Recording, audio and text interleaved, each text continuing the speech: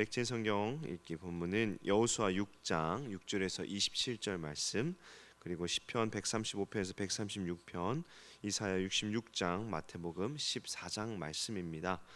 이사야 6장에서 6장 6절에 27절 말씀은 이 여리고 정복에 관한 말씀이죠. 전쟁은 하나님께 속해 있음을 보여주고 하나님의 명령에 순종했을 때 하나님께서 약속의 복을 주심을 우리에게 말씀하고 있습니다. 시편 135편은 하나님께서 행하신 일과 가나안에서 하나님께서 행하신 일을 말씀합니다. 하나님께서는 참으로 모든 신보다 뛰어나시며 당신의 백성을 기꺼이 위로하심을 시편 저자는 말씀하고 있습니다. 시편 136편은 하나님의 창조와 이 구원을 노래하는데요. 하나님께서 하늘과 땅 그리고 해와 달과 별들을 만드셨는데, 또한 애굽에서 건지시고 광야에서 돌보시며 가나안에서 승리케 하셨습니다. 이러한 하나님을 감사하며 찬양하라고 시편 저자는 말씀합니다. 이사야 66장은 새 하늘과 새 땅에 임하는 마지막 날에 대한 예언이 기록되어 있는데요. 그날에 하나님께서 마음이 가난하고 심령에 통회하며 말씀을 듣고 떠는 자들을 돌보실 것이지만, 위선과 불순종으로 일관하는 자들은 심판을 받게 될 것입니다. 마지막 날에 그리스도를 믿는 자와 믿지 않는 자들이 분명하게 갈릴 것을 말씀합니다. 마태복음 14장은 세례 요한의 죽음과 오병이어 사건이 기록되어 있는데요. 오병이어 사건은 예수님께서 생명의 양식임을 드러내는 사건으로 예수님께서 이 세상의 주관자 되심을 보여줍니다. 예수님을 믿는 것이 오직 유일한 복과 평안임을 말씀하고 있습니다. 성경의 길을 통해서 하나님께서 주시는 은혜를 누리는 오늘 하루 되기를 바랍니다.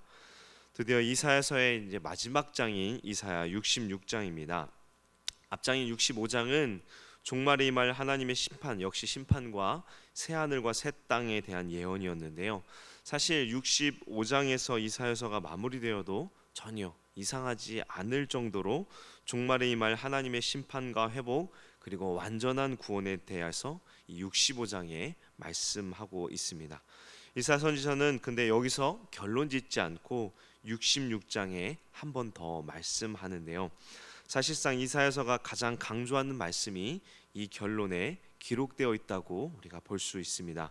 그 핵심은 바로 구원인데, 이 구원이 결코 혈통적 이스라엘만 누리는 것이 아니라 이스라엘 밖의 나라들, 즉 이방 나라들까지도 구원의 복을 누릴 수 있음을 말씀함과 동시에 이 하나님의 심판이 임할 때 심판을 받는 자와 이 심판을 받지 않고 영원한 안식의 복을 누리는 자가 어떤 자들인지를 말씀합니다.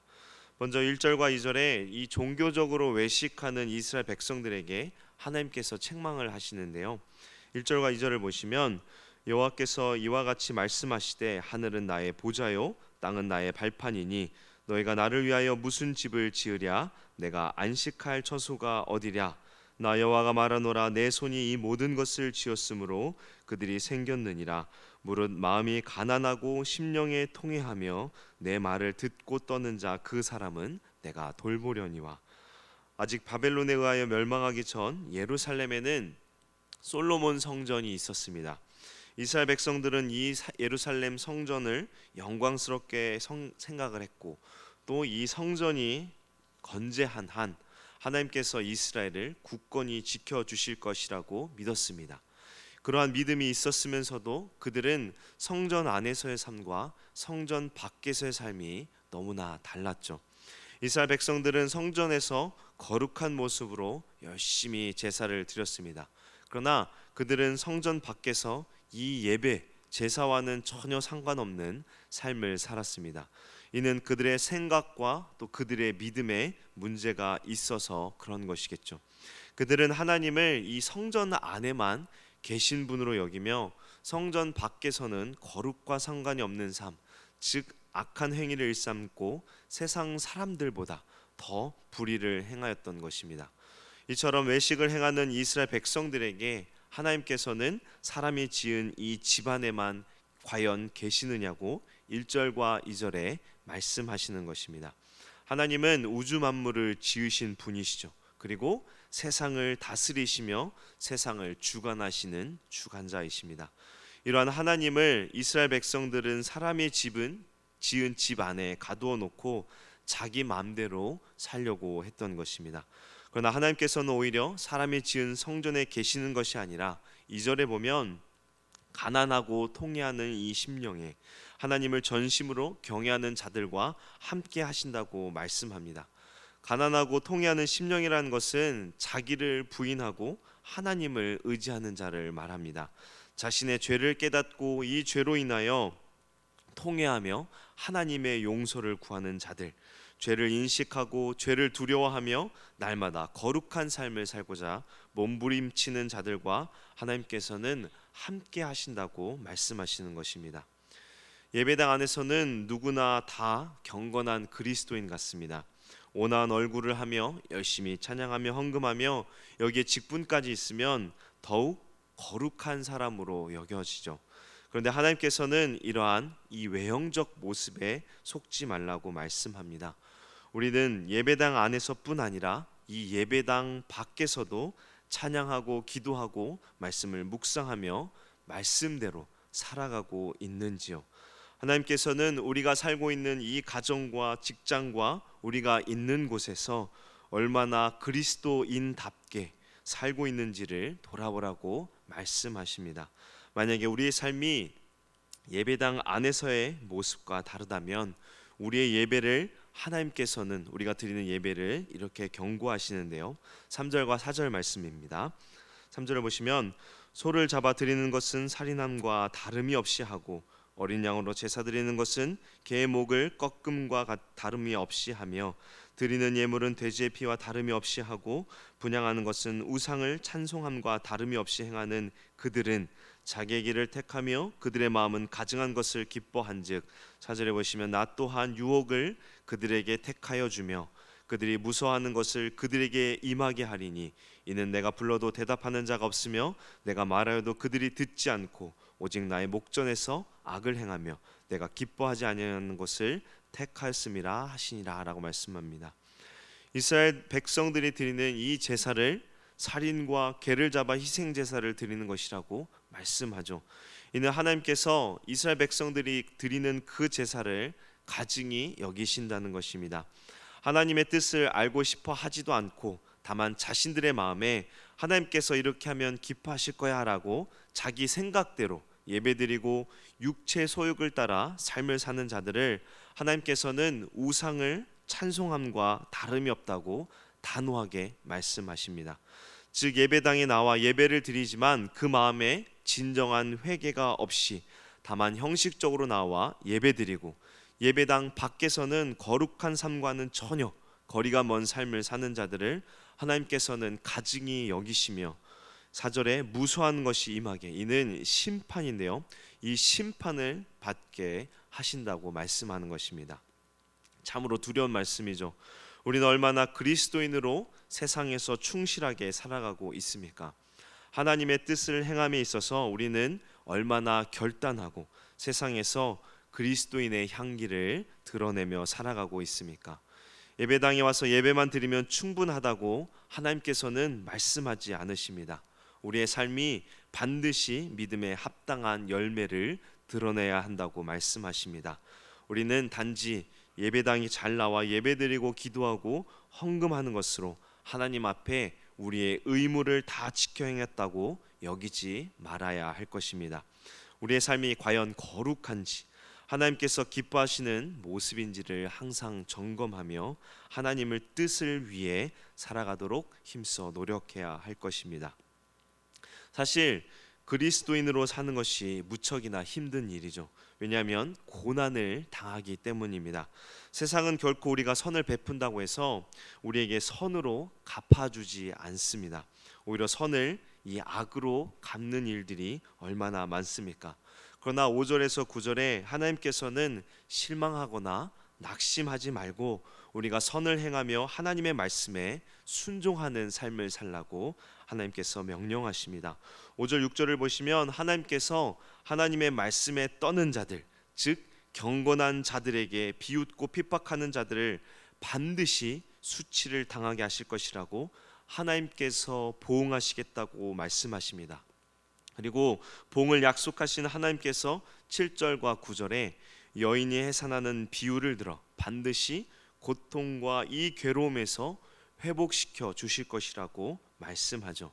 그리고 이 약속은 예루살렘을 사랑하는 모든 자들에게도 회복과 위로가 임할 것이라고 10절에서 14절에 말씀하는데요.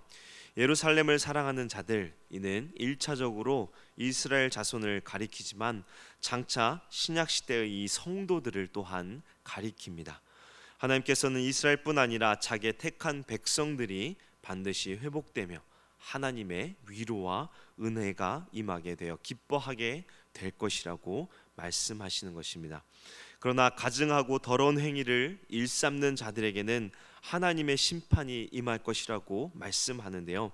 16절과 17절 말씀 우리가 읽지 않았지만 스크린을 보시고 16절 17절 말씀을 제가 말씀을 읽어드리겠습니다. 여호와께서 불과 칼로 모든 혈육에게 심판을 베푸신즉 여호와께 죽임당할 자가 많으리니 스스로 거룩하게 구별하며 스스로 정결하게 하고 동산에 들어가서 그 가운데 있는 자를 따라 돼지고기와 가증한 물건과 쥐를 먹는 자가 다 함께 망하리라. 여호와의 말씀이니라. 모든 혈육이란 육체를 따라 사는 자들을 가리킵니다. 놀라운 것은 함께 제사를 드렸던 자들에게도 심판이 임한다고 말씀하죠. 거룩한 척 예배를 드렸지만 실상은 하나님이 아닌 이 우상을 섬기는 자들을 하나님께서는 반드시 심판하시겠다고 말씀하시는 것입니다.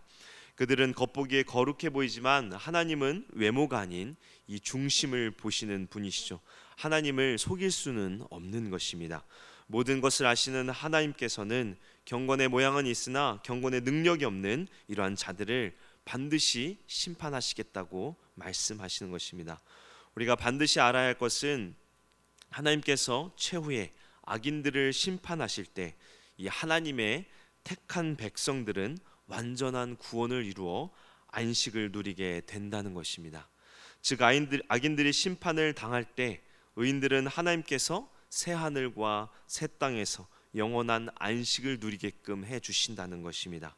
여기서 택한 백성은 18절 하반절에 보시면 그리고 19절을 보시면 이스라엘 백성뿐 아니라 이방 민족들도 포함이 되는데요. 즉 이방 민족들도 하나님의 구원의 은혜를 누릴 수 있다는 것입니다. 이것은 하나님의 전적인 은혜를 보여주는 것인데요. 죽을 수밖에 없는 죄인들, 특히나 하나님을 모르는 이방인들, 바로 우리와 같은 자들에게 하나님께서는 복음을 전하게 하시고 그 복음을 통해 믿음을 주셔서 예수 그리스도를 믿게 하시고 구원의 복을 주신다는 것입니다. 심판을 받아도 마땅한 우리들을 하나님께서는 긍휼을 베푸셔서 하나님의 위로와 안식을 누리게 하신 것입니다. 그러면서 22절에 이렇게 말씀하는데요. 우리 22절 말씀 스크린 보시고 함께 읽겠습니다. 내가 지을 새 하늘과 새 땅이 내 앞에 항상 있는 것 같이 너희 자손과 너희 이름이 항상 있으리라. 여호와의 말이니라. 아멘. 최후에 우리는 새 하늘과 새 땅에 영원토록 하나님과 함께 거하며 영원토록 기쁨을 누리게 된다고 약속하십니다. 그리고 또 한 가지를 허락하시는데 그것은 바로 악인들의 멸망을 직접 보게 된다는 것입니다. 24절 말씀을 보시면 그들이 나가서 내게 패역한 자들의 시체를 볼 것이라.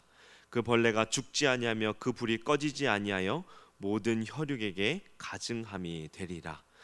그들이 나가서 내게 패역한 자들의 시체를 볼 것이라고 말씀하죠. 최후에 패역한 자들이 받게 되는 심판을 우리들은 바라보며 하나님께서 행하신 이 심판을 통해 하나님의 공의를 인정하며 하나님께 영광을 돌리게 될 것이라고 말씀하며 이사야서가 마칩니다.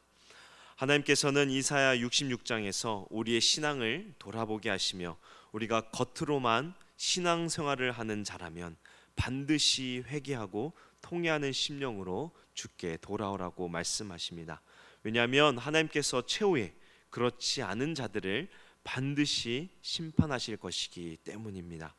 반드시 세상의 끝은 옵니다. 그리고 그때 하나님의 심판은 임할 것입니다. 그때를 기억하며 우리의 신앙을 항상 점검하고 삶의 모든 자리마다 하나님의 말씀에 순종하며 거룩한 삶을 순전하게 살아가는 우리 모두 되기를 주님의 이름으로 축원합니다. 함께 기도하겠습니다. 우리를 지으시고 또 우리에게 구원의 은혜를 베푸신 주님, 이사야 66장의 말씀을 통해 마지막 날에 임할 구원과 심판에 관하여 보았습니다. 하나님께서는 형식뿐인 예배가 아닌 진정으로 예배하는 자들을 찾으시고 기뻐하시며 그들에게 마지막에 새 하늘과 새 땅에서 영원한 안식을 주시겠다고 약속하신 이 말씀을 우리가 잊지 않게 하시고 우리가 어디에 있든지 하나님을 예배하는 참 그리스도인의 삶, 말씀에 순종하는 거룩한 삶을 살도록 우리를 선하게 인도하여 주옵소서. 비록 하나님의 뜻대로 사는 것이 괴롭고 힘든 일일지라도 낙심치 않고 하나님께서 반드시 우리를 회복시키사 위로와 복을 주심을 우리가 기억하며 오늘도 하나님의 뜻을 이루어 사는 복된 성도되게 은혜 베풀어 주옵소서. 감사드리며 우리를 죄에서 구원하신 예수 그리스도의 이름으로 기도합니다. 아멘.